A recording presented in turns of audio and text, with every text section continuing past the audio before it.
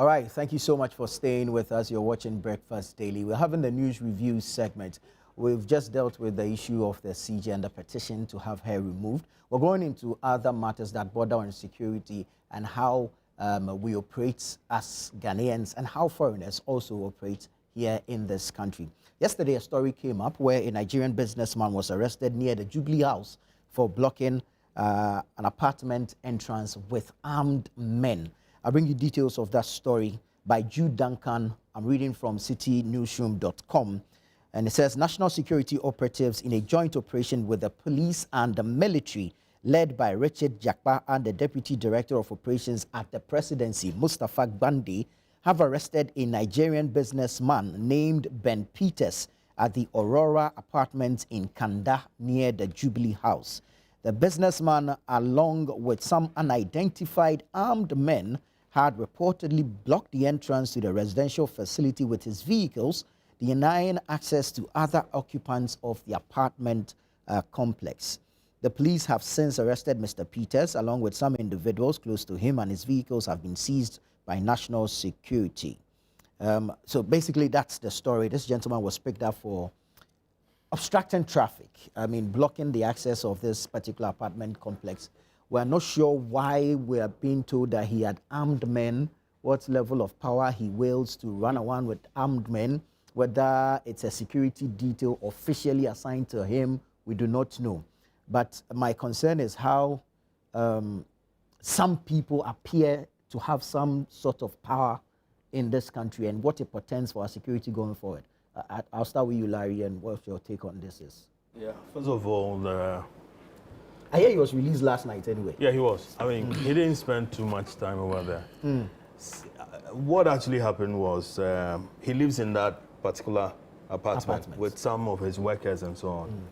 And I'm told that there was a disagreement between him and then the facility owners. Okay. And they had to do with additional keys.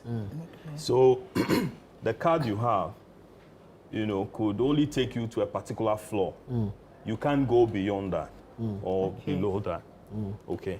But he wanted additional keys so that he could go to other floors. But does he live on those floors? No, but he has workers there. Okay, he has workers there. So he contacted the facility owners, and then back and forth. They were not getting, he was not getting access.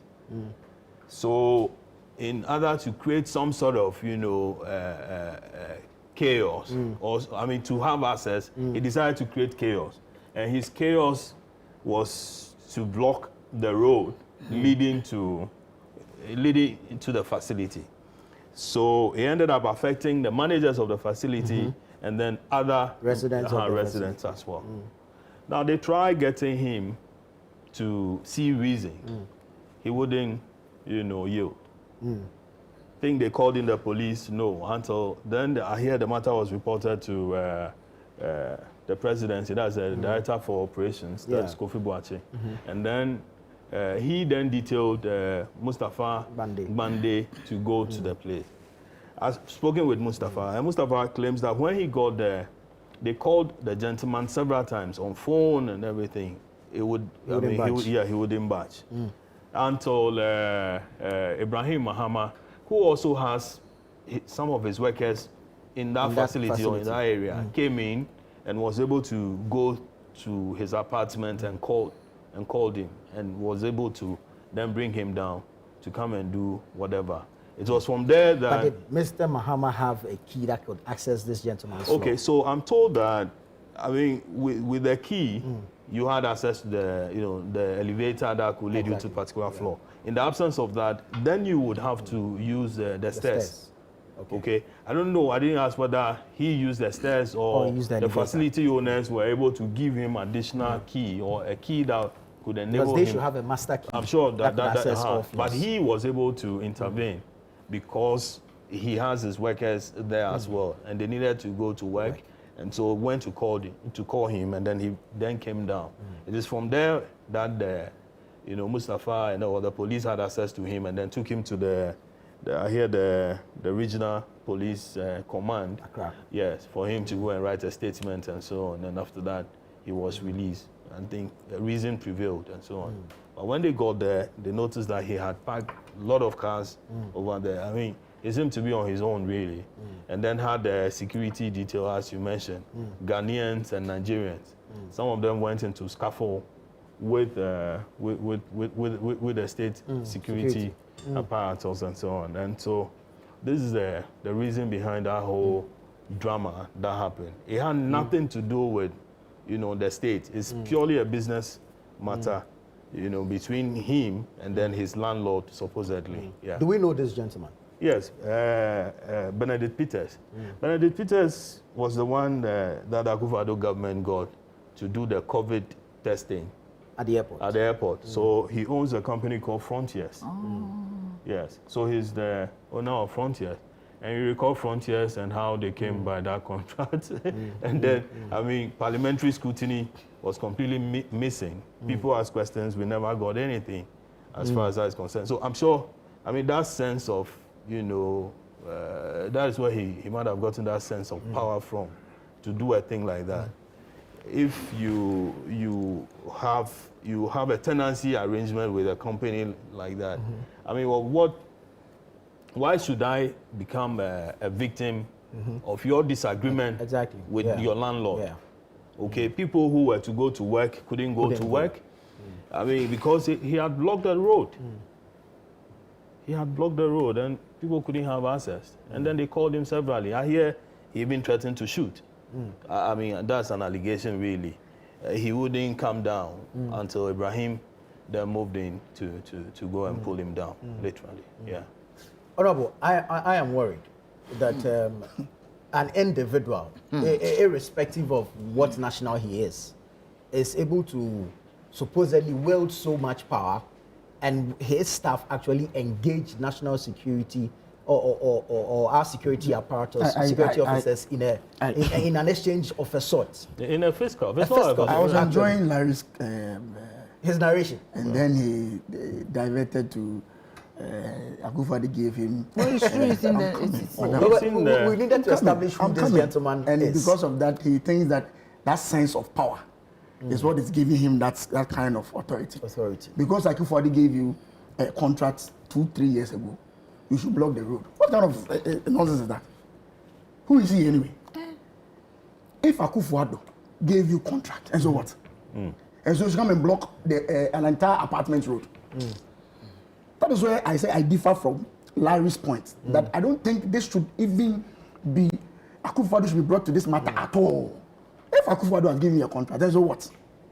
So because of that, you grow a sense of entitlement. Because a former government has given you a contract. That is not just it. He had cars that had this police siren. And that is where I'm coming to. And so he operates like a whole army on its own. So Akufo-Addo have a contract, so I should put police sirens on my car. Yeah. I'm a member of parliament. I'm a former deputy minister. Do I have police sirens on my car? What kind of entitlement mentality is that?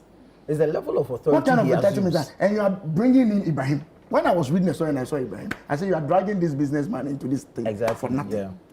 But Bandi said he wasn't there. Who wasn't there? Oh no, I've read the story. No, Ibrahim was there. I've read stories to that. He was there because it's also, But the point I mean is that you are just dragging Ibrahim into this whole very unnecessary discussion. Now, the discussion on radio is that, yes, Ibrahim is the president's brother, and the president's brother is the only person who has been able to... Which is a wrong narrative. Which is a wrong narrative. What is wrong is wrong. Yeah. No matter the provocation you have, you don't have any authority to block access road to everybody. And look, I've been watching coming here, I was watching the videos. He has security guys dressed up, wielding guns, and like he's like president around. Nobody hates Nigerians. They are brothers. They are doing. Some of them are doing very fantastic, legitimate business in this country. But this kind of attitude should not be tolerated. That even state institutions come to confront you, to have a discussion with you. When they call you, you don't want to pick up. Then you have to take the president brother to come, walk all the way to your floor, talk to you before you come down. Who are you? And yesterday I was monitoring social media. Some people are like, oh, don't worry, this guy, he will come out very soon. He has a way, he's gone through all the political system. Here we are, he was released just, he went to a statement, he was asked to come back home. How? The So state Larry, resources if were committed me, Larry, to me, end if I whatever block it is you road have started. to a whole And wielding apartment, a gun. have security with guns, would have been released by now. It's unfair. It's unfair. Sometimes we politicize every issue, and criminals are all over the place, just wielding guns and all and disturbing the peace of this country. What is this? So if Akufo-Addo gave you a COVID contract, so now when you are coming, you come with 5, 6, 10 cars with security people, motorcade, police motorcade. So even if Akufo-Addo gave you that sense of entitlement, that motorcade, Akufo-Addo is no more. Who gave you that power to continue to use that motorcade? Yeah. Police motorcade, personal one. I mean, it's simply not right. It is not right. And I'm hoping that the authorities will deal with this matter. Deal with this matter so that everybody will be at peace. You cannot have somebody, whether Ghanaian, whether Nigerian, whether Ethiopian, come to this country. Whoever it is. Whoever it is. Yeah, whoever it have is. his own personal security all over the place with guns and all over all that, and preventing people from moving to their houses. It's even intimidating and might cause some level of panic. The strange thing is that you can't do this in Nigeria. No. What's this? No, it won't happen. No, it won't happen. What's this? How do we deal with this? Individuals that You see, arrogate some we level have of power to to set themselves. examples in this nation. Honorable was saying that, oh, the Nigerians are brothers. When your brother steal your money, you don't say that I will let it go. If he's a younger brother, you discipline him. If he's an older brother, you find a way of dealing with him. Such impudence should not be accepted in this country. I believe that by now this man should be finding his way back to Nigeria. He cannot come here to come and wield guns. He was at the airport, he took money, he did COVID tests. Even when the whole world has stopped doing COVID tests, he was still doing COVID tests. So now And his was, the most expensive. The most expensive. Okay. When everybody has stopped doing COVID tests, he was still doing COVID tests. And Collins, you see, let's as mentioned President Akufo-Addo for a certain reason. You see, when we refuse to do what is right administratively, we face such things because then people become emboldened. But Larry, my point I'm making is to a point where even Parliament, even Parliament couldn't have an oversight. Larry, You know, the point I'm making is that the point I'm making is that we can have a discussion about the COVID testing contract. But that should not give you That should any power not to give do you what that you're power to doing do now. what he's doing. Yes. So if Nana, everybody gave him a contract and do what? So the point is that, you see, that is why I have a problem with MPP. When I say they say me, I'm a witch. You see, the point is that Every business you are with. the point is We are that, wizards. the point is that you go and empower a foreigner when Ghanaians don't have jobs to do. Yeah. This is What what will is happen. empowering? Because you gave him a big contract. That But there are a lot of foreign contracts in this country. Even after this is a simple thing that you could have. There are a lot of foreign contracts I know, right now. but there's always who was his Ghanaian partner. This man just took our money, did COVID tests all the time when everything was done. This man should be taken back to where he comes from. Yes, in the spirit of ECOWAS, in the spirit of AU, in the spirit of somebody who is an Nkrumah, and I believe what Kwame Nkrumah said, that Africa must unite. But he didn't say that Africa must unite for criminality. What this man has done is criminality. For him to even block access, for him to wield a gun alone. I'm not a lawyer, but I believe that there is a penalty for you to be wielding guns. To run a private army. A private army. And we don't even know what you use this private army for. And the impudence of this man must be dealt with. I do not think that it is good. I don't know what the laws are, but maybe for what he did, he only has to write a statement and be released. But you see, if somebody steals a goat, the person is given 16 years. This man who obstructed peace, somebody steals a goat who is angry, steals a bunch of plantain, the person is given 10 years. Go to Insawan prison. Small boys, ask them why they are there. But this one has committed, you see, even around the presidential house, That is a security zone. For him to get the impudence to create chaos around the presidential house, holding guns is enough for him to be punished and punished very well.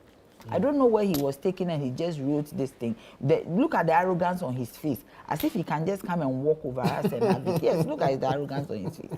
The picture even there, it shows arrogance on his face. No, this is a previous picture. This is an old picture. But there's an old picture. That is where the arrogance was, because the old picture, he had power.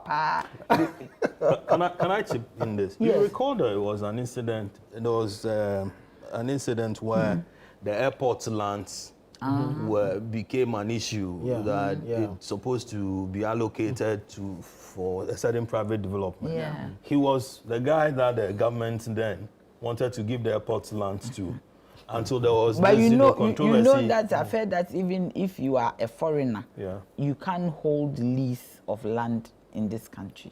I'm sure You can, but within a certain, Yes. but you can't go within. I think the foreigner you do 55 that's a years. 10. Yeah. Exactly, That's a but period national you do within 90, which- 90 years plus. So the point is that by now this man should be, and we should even look at what is he using to stay here? Is it an ECOWAS card, Ghana card, or driver's license, or TV license. Perhaps. but I mean, it's worrying that It's an what, individual- immigration should let us know his status here, his residential status in this nation. Yeah. I hear Do he you has get me? even issues in Nigeria. Then he That should is go how- back. yeah, he can't go back. We like are not that. going to harbor fugitives in this country. Let's be very honest. Yeah. We are not harboring fugitives. This time we are not harboring fugitives. This man must be dealt with. And must be dealt with very well to set an example to any foreigner who comes to this country that you cannot come and take us for granted. Why should you bring in Ibrahim? Whoever even went to call Ibrahim Mahama, he is sitting in somewhere, he's doing his business. Why should they embroil? So They have released him. It's even, you see the No, but problem. Ibrahim, Why should as I said, Ibrahim has, Yeah. his He has workers. workers there. Yeah, on so that he was same- affected. he was Yeah. affected. if he was released, it's not Ibrahim who made. This is productive He, time. exactly. waste. Yeah. he Yeah. just went in there to make sure that people can have access. He Exactly. was just doing And they towed some of the cars away. We saw videos of the cars being towed No, away. the story we Something- read was that it was Ibrahim who went up there and persuaded him to come down. come Look down, at yeah. this man. Yes. Yeah. that You is the story. Nigerian, the story. president That's brother what I should read come in and the persuade And he you. persuaded him because then he needed the Exactly. cars to move out for him, for his workers to go to to work. work. to work. And you, a Nigerian, you've come to this country for a president's brother to come and persuade you. Who are you? And I don't know who released this man. I don't think that it is I think we should acceptable. deal with this and deal with it. As We it have should be to dealt with, deal so with that it we break that level of impudence. to set an Yeah. example to For the anyone. for the resetting. Yes, for the proper resetting. This one, he should reset his mind and reset his location so that we send him back to where he came from. That is what. We should not tolerate There's this. one issue I want us to touch on briefly before Okay, we leave. This is a dismissed Maritime Authority staff demand reinstatement, cite procedural concerns. A story is on citynewsroom.com. Some dismissed workers of the Ghana Maritime Authority, GMA, are calling for their immediate reinstatement, describing the termination of their appointments as abrupt and unjustified. The layoffs follow a government directive instructing state agencies to terminate the contracts of individuals employed after December 7, 2024. However, still the after affected staff insist they were hired before the stated cutoff date. Now, speaking to City Business News on condition of anonymity, the affected workers said the decision to terminate the appointment lacked due process. It brings us back to the issues of appointments and terminations and new government, job for the boys and all that. Honorable, I'll start with you. The issue of what you allow is what will continue, and what you will do will either come back to glorify you or come back to bite you. We have allowed these things over the years, and now we're seeing some of these things. Irrespective of party colors, these are Ghanaians. Well, when I saw the letter from the chief of staff, I knew we were going to have challenges because heads of state institutions were going to go overboard, especially when the statement was not explicit as to the procedure they should go through. I read a letter from Ghana Water, where the managing director had issued a letter on the basis of the letter from the chief of staff. He is rather starting his dismissals from November, when the letter said, after December 7th. Maritime workers, I've heard some of them who were appointed as far back as 2022 2023 being And they've affected, all been affected. by this directive. I'm just hoping that, cool heads to come to bear. These are Ghanaians. Yeah. They must work. If they've been employed through the right channel, I don't think the letter from the Chief of Staff should affect them. Just recently, the Education Service, there was a blanket letter from the Director General of the Ghana Education Service that once you've not received your salary, you have to join the bandwagon. And unfortunately, he came back to reverse it and say all those who have been sacked can come back for verification and all that. I think that if they had sat down to think through it, some of these lapses would have occurred. But of course, I also understand where the government is coming from. Whilst leaving office, you cannot in any way endanger the fiscal space of the incoming government. It's just not fair for you to decide that at the tail end of your exiting, you've employed 3,000, 4,000 people. And you know what that means to of course, the pressure payroll, it brings to bear on the budget. Payroll. So I understand where they are coming from.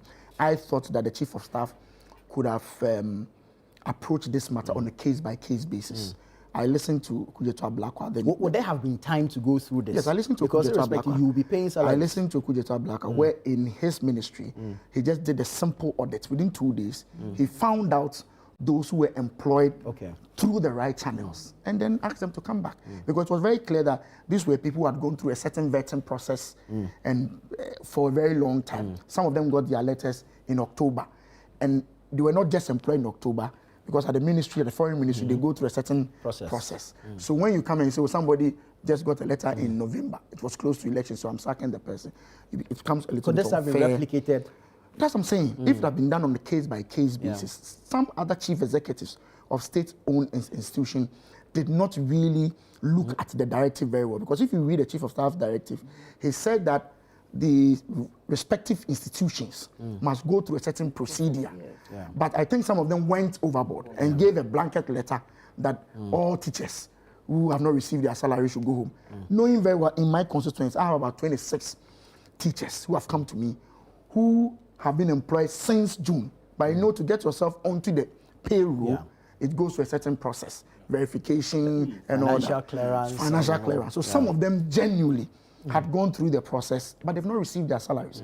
Such people, thankfully, the education director has said that they should come back for verification. I'm saying that we wouldn't have gotten to that stage if we had taken our time to follow the directive of the Chief of Staff. Of course, if somebody has been employed since 2022 and the person is not a political appointee, it's difficult for you to just say you come Maritime Chief Executive, everybody in this lane, everybody go home. That becomes a challenge. If you're not careful, you get a lot of court cases. See, there is a repetitive action. I remember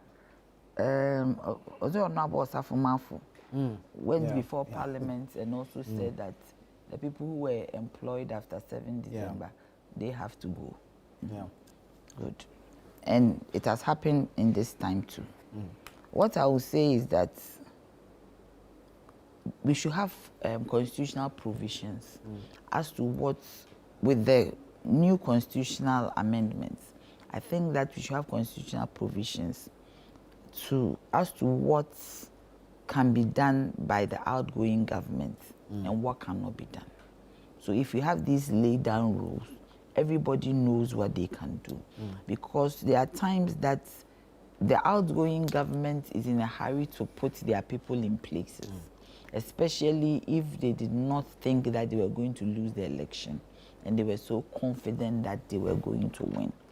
And then it happens that they have lost. So I think that the time has come for us to have some rules, whether an executive instrument, a constitutional provision, to see after 7 December, if you lose an election and there is the incoming government, what should be done? Because you see, when you employ, as Honorable said, you are leaving a burden on the incoming government. Yeah, true. Like Kufuor left single spine for Atamils. That was a burden. Kufuor did a single spine. J. Kufuor, good morning, His Excellency. He did a single spine and left it for Atamils to come and His Excellency Atamils to come and implement. Do you understand? Yeah. So if we are able to put rules and regulations in place, then we know what can be done and what cannot be done. We should also let processes work. If you're employing somebody in the public service, you have to go through a procedure, advertise the position, interview the people, shortlist. Some even do written exams. If somebody has gone through all these processes and the person has been employed, that one I do not think that anybody can say that, okay, you should go. But some of them, they were just asked to go there, especially in the energy sector. I don't want to mention names. You go to some of the offices, people are sitting on the staircases, and all they do is just clear their face with pons because they don't have any work to do. Yeah. They have taken so many people. They will just tell you, go, and they will just write a letter. And people are going to institutions to be filled. Like that one is unacceptable because you are putting a fiscal burden on the incoming government. Yeah. And you are not giving that incoming government the room to breathe within the employment space, especially public service. I always do recommend that the time has come for us to grow leaders from our young people, that we should put them in businesses and let them become business people so that all job opportunities will not be given to some people who do not belong to. I'm not being xenophobic, but whatever it is, our people matter most. Sure. And that the young ones, instead of always looking at, I'm going to be employed in the public service, you should start training them. You should start nurturing them. Having an entrepreneurial program, as is in government's policy, to bring up these young ones so that they can be business giants, they can be business moguls. Very well, very well. Like, Yeah, quickly. you have the final Yeah, word I think on this that before the swearing-in ceremony, I think President Mahama and his team, or that is his side of the transition team, kept issuing statement upon statement, warning against this last-minute employment. By any law, so they won't adhere to it. Okay, but then, yes. But so perhaps like Nana is saying, it should be Nana, embedded in the law, maybe in the Presidential Transitions Act. Yes. Yeah. Well, but then, I mean, there were concerns that were expressed that, hey, please, we should stop the last-minute employment. Nobody listened. I think it's even the trans. I think it's in the. Yeah, it's in the transition. So we should make it an. Now, I recall that on one of the days, one morning, almost all the newspapers had the same story running through. That, hey, I mean, government is still in. No, not the employment, but. Suggest it's still in power? Yeah, the MPB was still in. Exactly. So they could, go dish out contracts, they could dish out employment, they could do anything. And you could see that these are syndicated stories. Now, I mean, looking back, what could one say? This was bound to happen. It was bound to happen. In the case of the... But it's the process that's not appointing when he lost 26. Who did he appoint? You see, Madam. when he sees the devil, he quotes the Bible. But it's okay. But Wrap it up for me. But in the case of the from Julius, the chief of staff, in the case of appointing people, You appointed about 50,000 people. in the case of the Maritime Authority, the gentleman, the chief executive now, says that as of 2017, the workforce was 117. Now, the workforce now is 600. But they want to be anonymous. Why? Yeah, the workforce is now 600. when were they appointed? And he's saying that, I'm coming, and he's saying that this is overstaffing. And that people are there with no job description and any other thing. You know, when you go, if you're a manager and there are a lot of people, there's a way of engaging them. They do a staff for the retrenchment. But if you say you are basing it on the letter from the chief of staff, that becomes even the chief of staff letter, he said they should do an audit. But he didn't use the word audit. Process to follow. And that becomes a problem. He even said that. Apparently he granted an interview to Joy FM where he mentioned that he had gone there, and then this is what they've discovered after a staff audit. And they discovered that, out of, you have 600 plus. Yeah, plus workers. You don't have any job. You don't, no job description, just a nothing. few actively engaged. Yes, and that they are just there, practically doing nothing. And that is a burden on their budget and other things. And so maybe he would want to, audit as to when exactly they were employed. But this thing where you called people in, people you couldn't employ in the last 4 or 8 years that you were in office, but suddenly upon your exit or while holding the key out, listen. That's the thank you message. That's the thank you message.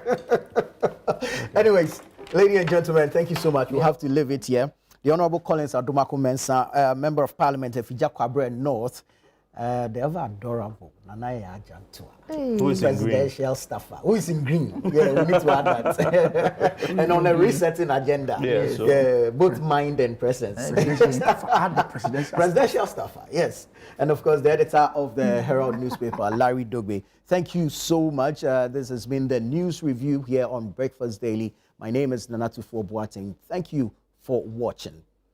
Now, next, we're going to go into community focus, where we unearth challenges in our various communities, in our spaces, and then we engage the authorities to help us profess some solutions to them. So keep watching Breakfast Daily.